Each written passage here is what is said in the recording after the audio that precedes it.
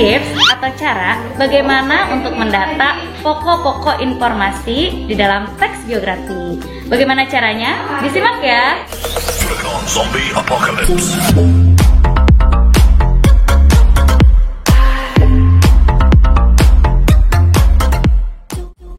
Assalamualaikum warahmatullahi wabarakatuh. Halo guys, bertemu lagi dengan saya Mr. Phil. Dimana lagi kalau bukan di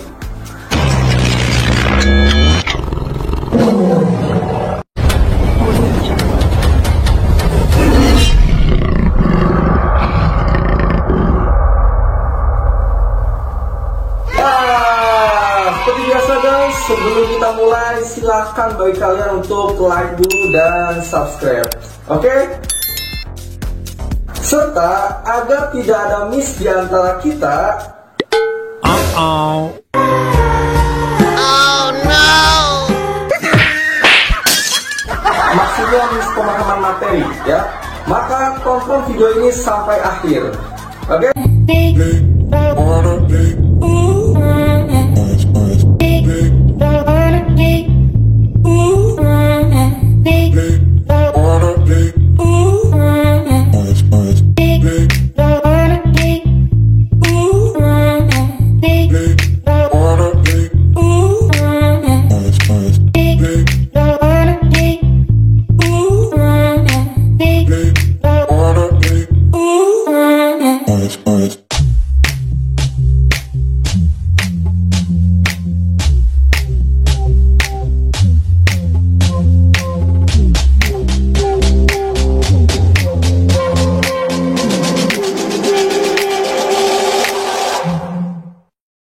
Oke guys, pada pertemuan hari ini kita akan belajar menganalisis makna dan kaidah kebahasaan teks biografi. Lalu, setelah kalian mempelajari materi ini, diharapkan kalian mampu 1. Mendata pokok-pokok informasi dalam teks biografi. Yang kedua, menemukan pola penyajian karakter unggul tokoh dalam teks biografi. Yang ketiga, mengidentifikasi kaidah kebahasaan teks biografi. Pada pembahasan pertama ini, kita akan belajar mendata pokok-pokok informasi dalam teks biografi. Ingat guys, bahwa biografi itu termasuk dalam teks narasi, ya, di mana paragraf-paragraf dalam teks narasi umumnya dikembangkan secara deskriptif naratif, ya. Sehingga paragraf deskriptif dan naratif memiliki kesamaan bahwa ide pokoknya tidak terdapat dalam satu kalimat. Lalu bagaimana cara kita mendata pokok-pokok informasi dalam teks biografi? Caranya, ada yang tahu? Bagaimana caranya? Coba kita tanyakan pada peta, oke? Aku peta, aku peta, aku peta, aku peta. Dia peta, dia peta, dia peta, dia peta. Aku peta. Stop. Bukan peta itu. Profil. Maaf Pak Bro, siap 86 ganti. Nah, ini baru peta ya. Perhatikan guys. Halo guys, di sini saya akan memberikan tips atau cara bagaimana untuk mendata pokok-pokok informasi di dalam teks biografi. Bagaimana caranya? Disimak ya. Yang pertama, kita harus memahami isi dari teks biografi tersebut. Kenapa? Karena teks biografi adalah teks yang berbentuk narasi. Dan yang kedua, setelah itu baru kita bisa menentukan sendiri isi pokok dari teks biografi tersebut. Hal ini dikarenakan teks biografi dikembangkan berdasarkan deskriptif dan naratif, sehingga pokok utamanya terdapat pada keseluruhan teks, bukan pada kalimat utamanya. Nah, itu dia cara mendata pokok-pokok informasi dalam teks biografi. Oke, terima kasih Peta. Oke, sama-sama Mr. P. Jadi, pahami dulu isi teks tersebut ya. Setelah itu, baru kita dapat menentukan isi pokoknya dalam teks biografi tersebut. Dengan kata lain, kita menyimpulkan informasi-informasi yang dipaparkan secara deskriptif dan naratif ya dalam teks biografi. Agar lebih paham, perhatikan contoh teks biografi berikut. Perhatikan guys, di sini ini adalah contoh dari kutipan teks biografi B.J. Habibie, ya. Kalian bisa perhatikan baik-baik. Di situ ada kutipan teks dan pokok informasinya. Nah, perhatikan baik-baik ya. Ada dua kutipan teks. Nah, yang pertama dalam kutipan teks itu, ya, itu menceritakan tentang B.J. Habibie adalah salah satu tokoh panutan dan menjadi kebanggaan bagi banyak orang di Indonesia, ya, sampai dengan ke keluarganya, silsilahnya seperti itu. Nah, lalu apa? Dari kutipan teks yang pertama di sini, ya, pokok informasinya adalah B.J. Habibie adalah Presiden ketiga Republik Indonesia yang lahir di Parepare, Sulawesi Selatan pada tanggal 25 Juni 1936. Nah, itu adalah pokok informasi dalam kutipan teks yang pertama, ya, yang di bagian yang ini, ya. Nah, itu dia. Lalu yang kedua, kutipan teks yang kedua, ya, yang B.J. Habibie menjadi yatim sejak bapaknya meninggal dunia pada 3 September 1950 karena terkena serangan jantung. Setelah ayahnya meninggal, ibunya menjual rumah dan kendaraannya, kemudian pindah ke Bandung bersama anak-anaknya.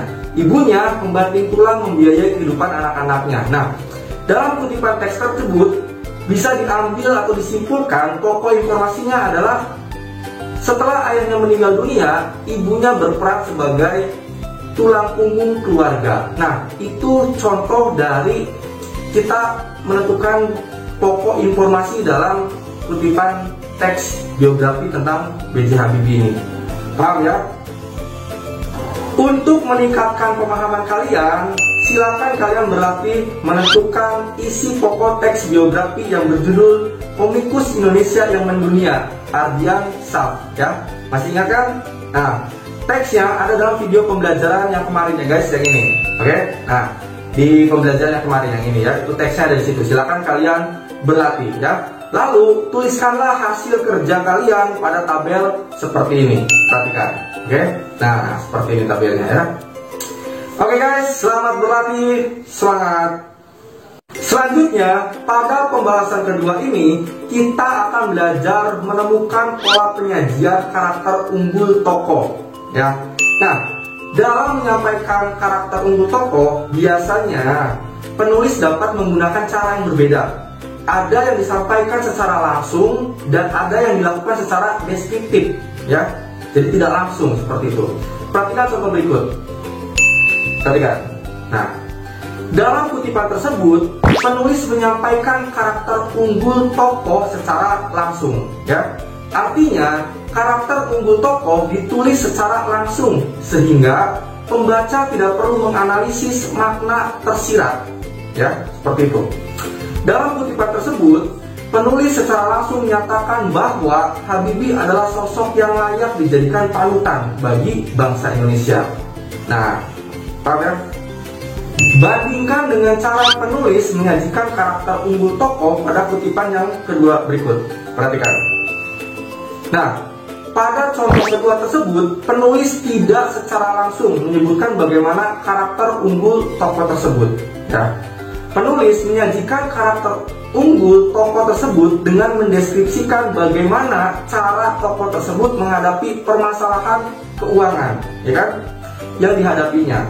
Selain itu, penulis juga bisa menggambarkan watak tokoh dengan menuliskan dialog, ya, dialog tokoh tersebut. Perhatikan contoh dialog George Syaf berikut.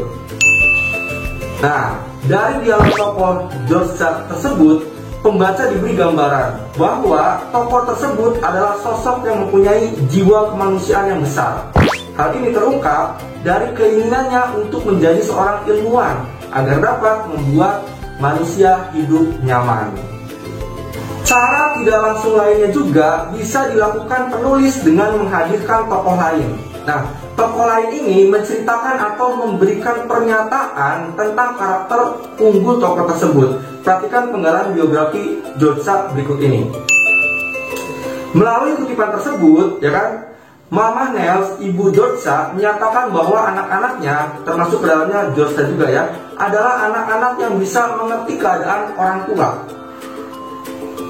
Selanjutnya, silakan kalian berlatih kembali, ya, dengan membaca kembali biografi Ardian Syaf, ya, yang teksnya dalam video pembelajaran yang lalu, yang ini. Oke? Nah, kemudian analisislah bagaimana karakter unggul tokoh tersebut disampaikan oleh pengarangnya. kerjakanlah di buku tugas kalian dengan menggunakan contoh tabel berikut ini. Oke? Nah, selamat berlatih guys, semangat! Setelah kalian menemukan cara penggambaran karakter tokoh dalam teks biografi, kalian pun dapat mengubah penggambaran watak tokoh dengan cara yang berbeda. Nah, seperti dari cara yang langsung menjadi tidak langsung, ataupun sebaliknya, ya, yang tidak langsung menjadi langsung. Nah, hal ini akan kita bahas dalam pertemuan live selanjutnya, ya, agar kalian lebih fokus tentunya. Oke? Berikutnya, dalam pembahasan ketiga ini, kita akan belajar mengidentifikasi kaidah kebahasaan teks biografi. Nah, teks biografi menggunakan beberapa kaidah kebahasaan yang dominan, seperti 1. Menggunakan kata ganti orang ketiga tunggal, ya, ia atau dia.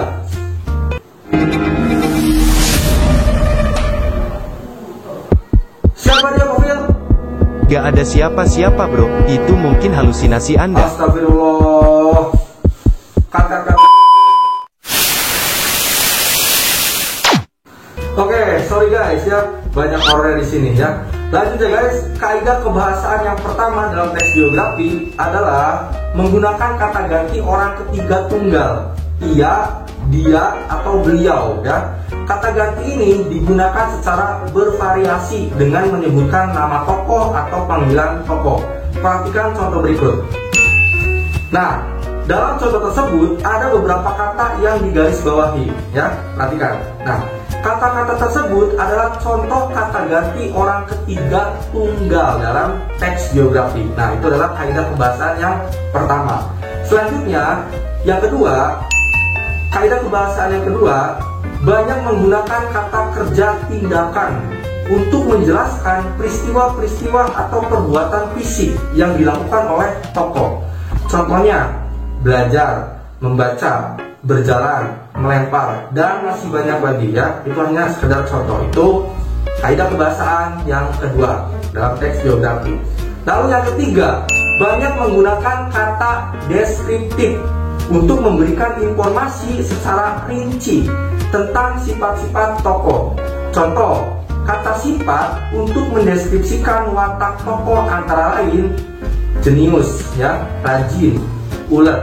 Nah, dalam melakukan deskriptif atau deskripsi, seringkali penggunaan kata sifat didahului oleh kopulatif, ya, adalah, merupakan. Nah, itu adalah kaidah kebahasaan teks biografi yang ketiga. Lalu kaidah kebahasaan dalam teks biografi yang keempat adalah banyak menggunakan kata kerja pasif, ya, kata kerja pasif untuk menjelaskan peristiwa yang dialami tokoh sebagai subjek yang diceritakan. Nah, contoh seperti apa? Diberi, ditugaskan, dipilih. Ingat ya, kata kerja pasif berarti yang di, ya, di, bukan me. Kalau me berarti aktif, kalau pasif itu di. Ingat ya. Nah, itu adalah kaidah kebahasaan teks biografi yang keempat. Selanjutnya, kaidah kebahasaan teks biografi yang kelima yaitu adalah menggunakan kata kerja mental dalam rangka pengembangan atau penggambaran peran tokoh, ya. Contoh seperti apa? Kata-katanya: memahami, menyetujui, menginspirasi, ya, mencintai. Nah, itu adalah salah satu kata kerja mental, ya, yang bisa digunakan dalam penggambaran peran tokoh dalam teks biografi, ya. Selanjutnya yang terakhir, kaidah kebahasaan teks biografi yang keenam, yaitu apa? Banyak menggunakan kata sambung, ya, kata depan ataupun nomina yang berkenaan urutan dengan waktu. Contoh seperti apa kata-katanya? Contohnya adalah sebelum, sesudah, ya, pada saat, kemudian, selanjutnya, sampai, hingga, pada tanggal, nantinya, selama, saat itu. Nah, itu adalah contoh-contoh kata yang sering digunakan, kata sambung, ya, yang sering digunakan dalam teks biografi, ya. Itu adalah kaidah kebahasaan yang keenam dalam teks biografi. Paham ya? Nah, silakan kalian sekarang berlatih kembali ya guys. Jangan bosan-bosan untuk berlatih, karena ini demi kebaikan kalian, agar kalian bisa dan paham tentunya ya. Karena jelas kalian harus berlatih. Oke? Nah, silakan kalian berlatih kembali ya guys. analisislah kaidah kebahasaan teks biografi B.J. Habibie. Oke, ini teks biografi B.J. Habibie.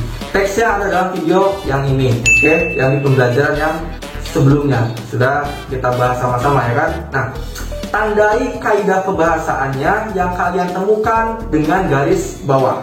Oke, ditandai dengan garis bawah. Kerjakanlah dengan menggunakan kolom-kolom berikut ini. Nah, ya, itu contohnya. Jadi, silakan kalian boleh menambahkan kolomnya sesuai dengan kebutuhan. Paham ya? Oke guys, selamat berlatih kembali. Semangat!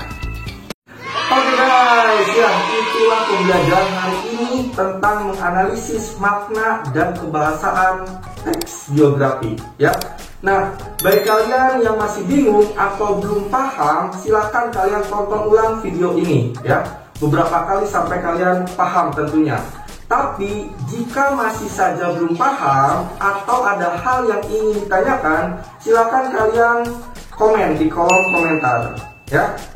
Oke, kita akan berdiskusi sejelas-jelasnya sampai kalian paham materinya. Oke guys, nah sampai sini dulu. Mr. P ucapkan terima kasih banyak dan tetap semangat ya, jaga kesehatan, selalu cuci tangan, gunakan masker jika keluar dari rumah serta jaga jarak. Oke, salam Filas, semangat, juang, berkarya. Thank you, see you next time.